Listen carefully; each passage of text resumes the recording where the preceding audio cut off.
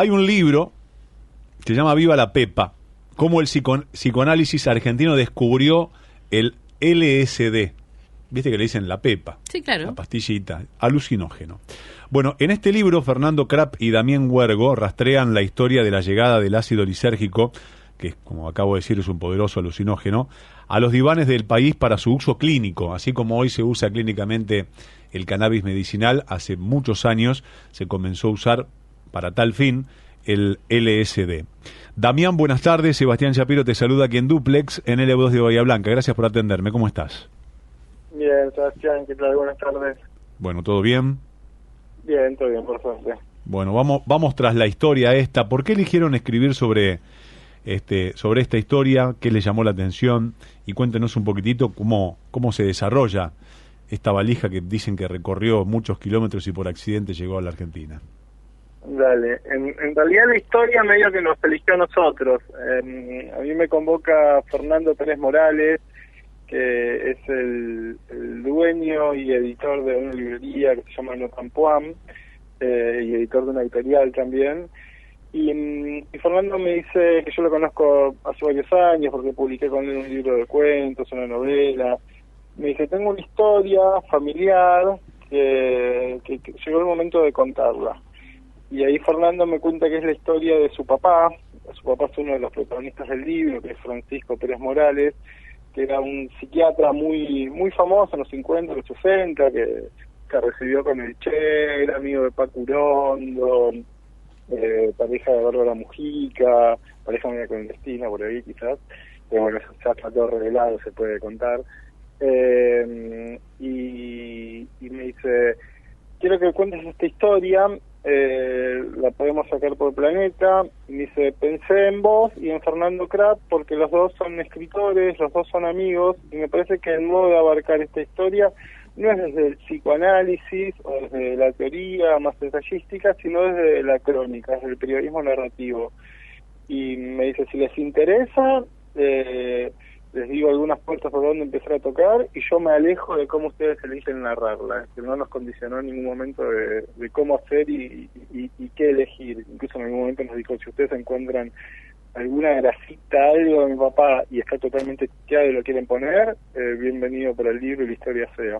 Así que bueno, así es como el libro, como la historia llegó a nuestras manos y después nosotros la fuimos transformando en investigación y luego en libro. Bueno, vamos a contar a la gente de qué va el libro para que después sepa que lo tiene a disposición y lo puede hacerse el papel para leerlo. ¿Está en papel o está en internet nada más?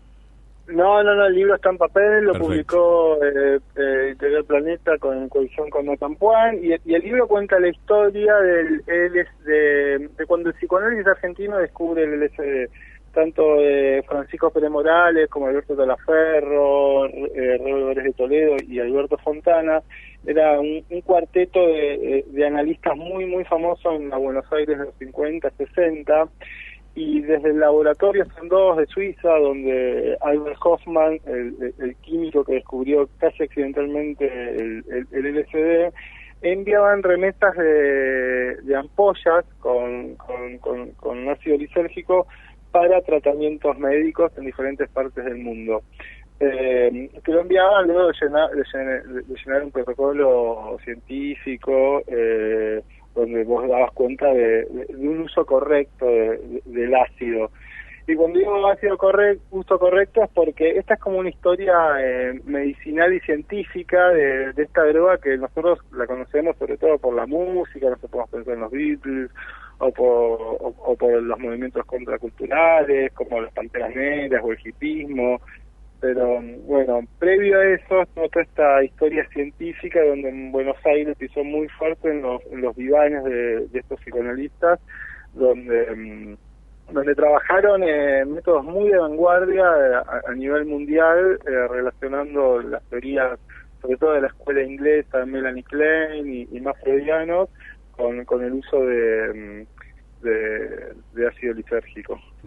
Bueno, ¿y han tenido contacto con algún profesional que fue precursor en la materia, en la vida real, o alguno que le ha dicho, mira, yo de vez en cuando lo utilizo, lo receto, he tenido estos resultados, digo, como materia de investigación y también como para saber desde el punto de vista de la práctica ordinaria, ¿qué devolución tienen? Sí, total. Nosotros hicimos más de 70 entrevistas. No pudimos investigar entrevistar, mejor dicho, a los investigadores principales, bueno, porque ya fallecieron, empezamos en los 50, 60, tenían 30, 40 años, pero sí entrevistamos a analistas de sus equipos, que en su momento eran los más jóvenes, además de haber leído todo su material y de rastrear también muchas entrevistas con pacientes. Nosotros, por ejemplo, entrevistamos de Graciela Fernández Meijide hasta Noé Trick, que ambos habían pasado por esa experiencia, incluso habían colaborado también en estas clínicas en roles más secundarios.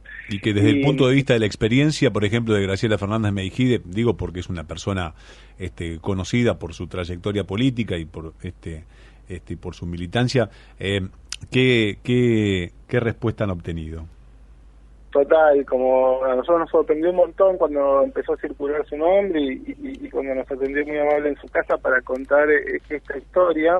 Ella, como nos dijo, que para ella fue algo muy revelador en su momento cuando pasó por estas clínicas, incluso como que en lo personal a ella le sirvió un montón para tomar decisiones que fueron como trascendentales en su vida. Ella hablaba mucho no solo del uso del ácido, que no es que usaban el ácido de un modo cotidiano cada vez que tenían una sesión. Vos, para usarlo, tenías que hacer un tratamiento con alguno de este grupo, con algún integrante de este grupo de psicoanalistas, y 2 o 3 veces por año tenías como estas sesiones extraordinarias, que eran sesiones grupales o individuales que duraban capaz entre 8 o 12 horas. Y Graciela Fernández Mejía lo que nos contaba es que además del uso donde se bajaban barreras inhibitorias más rápido, donde los mecanismos de defensa que tenemos o tienen todos los pacientes en el momento de tratarse también estaban como más diluidos, y se podía llegar a momentos más trascendentales en la vida de cada paciente. Eso se acortaban los tiempos y los caminos. También eran muy valiosas las intervenciones que tenían este grupo de analistas, intervenciones de shock, quizás hoy por hoy no están tan en boga porque hay otros códigos éticos entre el paciente y los analistas, pero tenían un modo de intervenir muy audaz, y en la mayoría de los pacientes encontrábamos como muchas loas a ese modo de intervención sumado al uso del ácido. Uh-huh. ¿Qué respuesta han recibido una vez ya lanzado el libro? ¿Cómo han recibido las críticas y también la gente a la cual seguramente han entrevistado y después le han llegado a hacer el ejemplar? Y la verdad, muy bien, porque nosotros con Fernando, el coautor, charlamos mucho de qué forma darle el libro. Esto que te decía al principio, cuando nosotros nos convocaron para que escribamos la historia de esto, nosotros somos cronistas, escritores. Entonces, en primer lugar, nosotros no nos propusimos hacer un libro de psicoanálisis, sino hacer un libro con las herramientas del periodismo narrativo, es decir, lo escribimos medio como si fuese una novela. Entonces, eso generó que el libro pueda circular y pasar de mano en mano y ser leído y abarcar un público más grande que lo que vendría a ser la gente que está solamente interesada en la teoría psicoanalítica. Sin dejar de lado la teoría que fue muy fuerte, que estos hombres y mujeres escribieron libros, papers, etcétera, y también sin dejar de lado la contextualización. Es muy importante el momento histórico en que esto surgió. El libro tiene como una anécdota inicial que la primera valija con LSD que envían, mejor dicho, desde Basilea, Suiza a Argentina, termina en el basural de Retiro, en un basural grande. Esto es como una cuestión media metafórica de lo que pasó con esta historia dentro de la historia de las ideas y la historia del psicoanálisis. Era una valija que estaba en la casa de Alberto Talaferro. La empleada doméstica la confunde con una bolsa de basura, pasa al basurero, se la arroja atrás del carro y esa primera valija termina enterrada en un basural. Nosotros digamos que conceptualmente esa historia estaba media enterrada dentro de la historia del psicoanálisis y de la historia de las ideas y de la cultura. Entonces nosotros nos propusimos desenterrarla, quizás de un modo digo, no contar todo lo que tuvimos acceso, pero al no haber nada, cualquier pequeñez que contábamos ya era un montón. Entonces tuvimos como muy buena evolución de los protagonistas, de los contemporáneos de la historia, y también de lectores actuales que están interesados en métodos alternativos, sea para tratamientos clínicos o tratamientos de otra índole. ¿Y cómo hacían los profesionales, o lo hacen en esta época, pero me quiero remitir ya al principio y yendo al libro y al timing o a la época, o a la línea de tiempo del libro, cómo hacían los profesionales para hacerse del LSD y suministrárselo de una manera clínica? El LSD lo suministraba hasta el 66, se conseguía de modo gratuito y legal, que te lo enviaban desde el laboratorio Sandoz en Suiza, el que conté recién, que es donde Hoffman hace el descubrimiento. Uh-huh. Y el laboratorio Sandoz tenía la iniciativa de enviar partidas a diferentes científicos y psicoanalistas del mundo que querían experimentar con LSD en sus terapias. Para eso tenían que llenar un protocolo de uso. Dentro de este protocolo de uso, por ejemplo, estaba que cada analista que lo recibía debía hacer autoensayos y antes de probarlo con pacientes, probarlos ellos mismos y describir lo que les sucedía en base a sus inquietudes teóricas y científicas.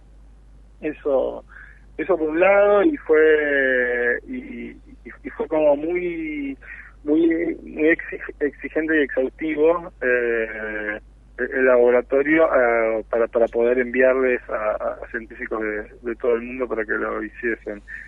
Eso por un lado. Después, una vez que se prohíbe la droga, que cayó un poco como un derrame de la guerra contra las drogas de Nixon, la prohibición de LSD y otras sustancias, dejó de experimentarse con LSD y hasta el 2010 hay un hueco grande dentro de la investigación científica sobre el uso de ácido lisérgico tanto en tratamientos psicológicos como neurocientíficos, que tal cual. Más ahora. El libro se llama Viva la Pepa, ¿está en todas las librerías? Están en todas las librerías, sí, lo sacó Planeta, entonces tiene buena distribución en todo el país, por suerte. Ahí está. Felicitaciones, Damián, para vos, y para Fernando por esta obra. Gracias por regalarnos este ratito de tu tiempo y hasta el próximo libro. Claro, muchas gracias, Sebastián, por la charla. Un abrazo grande. Fernando Krapp y Damián Huergo, con quien estaba charlando, rastrean esta historia de la llegada del ácido lisérgico, el LSD, un poderosísimo alucinógeno, a los divanes del país para su uso clínico en el libro Viva la Pepa.